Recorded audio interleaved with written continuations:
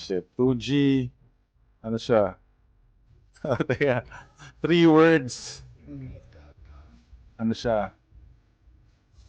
Generational. 2 words eh. Generational vibe. Parang gano'n. Generation. Na vibe. Ikaw. 2 words in 2 2 words. words lang. 2 words. It's 2 words. 2 words ba 3 words? Sorry. Oh, sorry. wait. Okay. Nabibigyan na ako. sige. Oh, 2 words.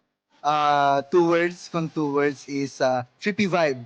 So Trippy parehong vibe. pwede mo rin siya maging separate, pwede siyang trippy and the vibe. Yeah. Eh kung magdadagdag pa ako ng ng third Third one, word. psychedelic. Ikaw, anong i-ano mo? Third word mo.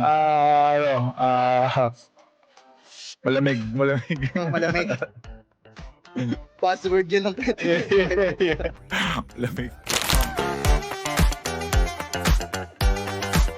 Ito, ano siya, nag-spontaneous lang siya, parang may same schedule pala kami sa studio, then parang nasa rehearsal siya, then ako naman may studio session sa producer with Fern. Then sakto, naging joint session na lang siya.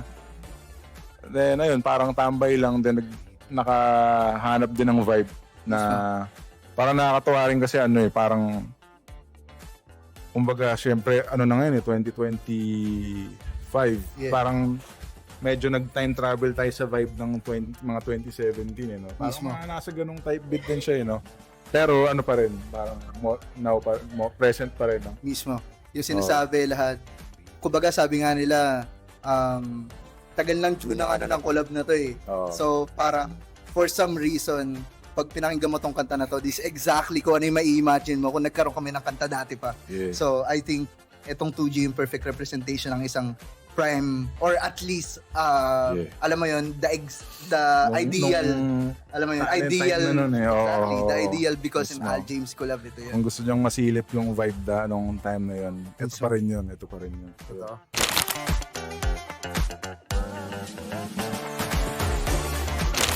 I think parang for the longest time nasa same kami ni because ni BJ nasa alam mo yun, nasa same parang sound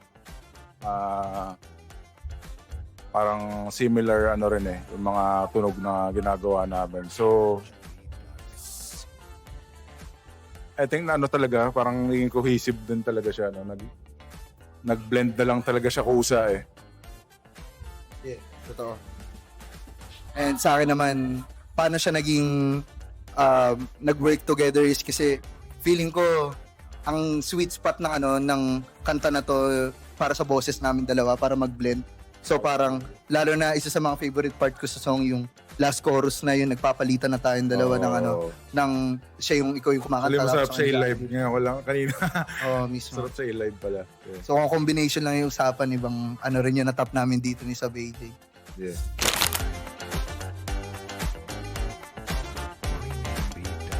Wala naman talagang lang kung ano yung kung ano yung feel namin nung time na yun. In my perspective, ang alam ko lang si Fern na nahanap niya kaagad yung yung tamang vibe, yung tamang yung BPM, okay, tama tong BPM na to. Anong magandang piano. Tapos nagulat ako, meron ka ng sulat na hook. So nag-step ka na lang sa studio, nasa isip-isipan ko, kahit anong sabihin ni Al James sa mic, parang ginto eh. Parang ginto, parang hindi siya pwede magkamali. So syempre nandun yung pressure, nandun yung, hindi naman, kumbaga ako mahilig rin talaga ako maging nasa studio. So kumbaga exercise din ako. Pero syempre iba kapag Al James na yung, kumbaga magiging kasama mo sa isang track. So parang naging natural lang rin eh, nung nilapat niya na yung vocals instead of parang sakyan yung ginawa niya, sinubukan ko rin hanapin yung flavor ko na at the same time magko-complement. And now we have the full song, you know? Yeah, congrats. G, congrats sa atin. Salamat.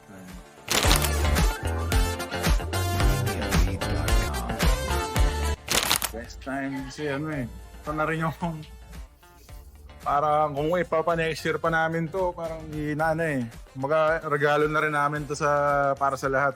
Parang papasko na rin naman, di ba? Parang Mismo. and ako naman parang alam mo yun, laging bihira lang tayo mag-drop So, parang I think bawi ko na rin to sa mga nag-aabang, no? Parang huling pahabol sa taon. Yeah. And syempre, end it with a parang banger. Syempre, yung hindi lang basta-basta rin yung collab. Diba? Kaya, ayun, laking pasasalamat ko lang sa lahat ng tumulong.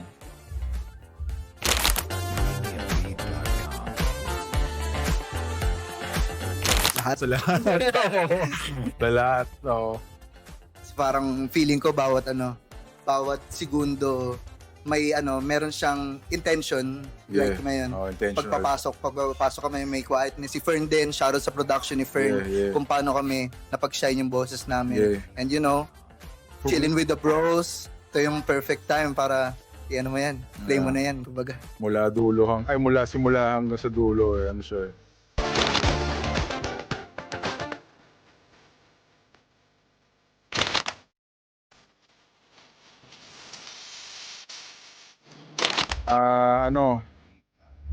Ano siya actually, parang yung talagang kabisado ko, kanta ng Linkin Park pag rap talaga. Mismo.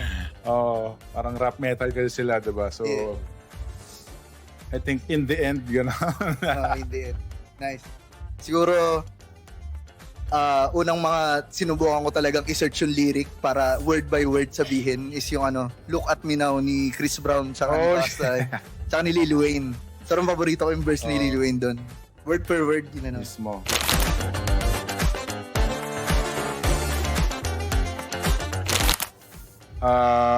Ako parang siyempre bukod sa Dream Collab na ito, ngayon, na nangyari na rin. Ako hasn't happened yet, diba?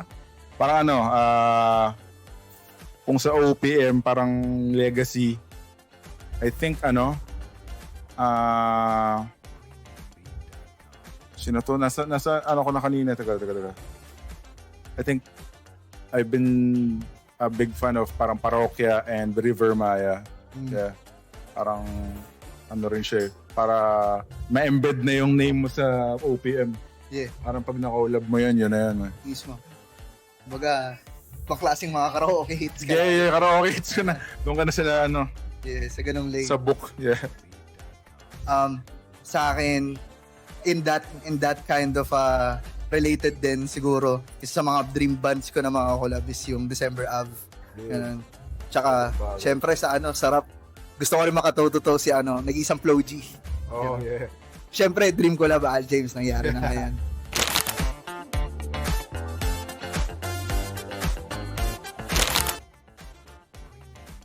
Tinanong din natin to last time no? Sa studio. Magkaibang mundo siya eh. Kumbaga magkaibang high siya eh. Iba yung high sa stage. Iba rin yung high sa studio pag nandun ka na sa zone eh. So parang ako pero I think ako para sa masaya akong nakikitang masaya yung mga tao. So stage siguro yun, very rewarding yun makikita mo yung mga taong alam mo yung masaya sila, sinasabay sa mga pinapakinggan nila, di ba? Agree. Yeah. Sa akin din parang give and take energy. Mismo. So parang parang meron siyang graph parang nandito sa gitna tapos may performing. Pwede siyang maging in between ng dalawa eh. Yeah. Pero at the same time yun din ibang pleasure yung makita mo yung fans mo, marinig mo yung fans mo, makapunta ka sa adrenaline exactly. Makapunta sa iba-ibang lugar tapos parang makapaniwala na hanggang ngayon, hanggang dito kabisado niya rin yung kanta. Yeah, parang hanggang ngayon di pa rin na makapaniwala sa feeling na yun. So, ibang joy yun. So, kahit nasa napakalayong parte na ng Pilipinas. Yeah.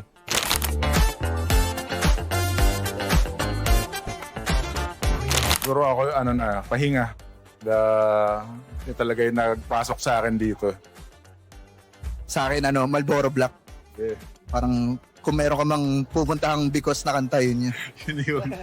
2017 man, 2018, 2017. Yun nga yun eh. Ayun yung mga times. Oo.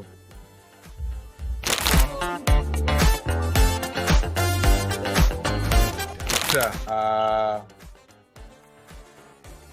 talented man, parang iba rin yung energy nito nakakahawa rin yung energy niya, parang mas nakasama ko siya lately sa studio parang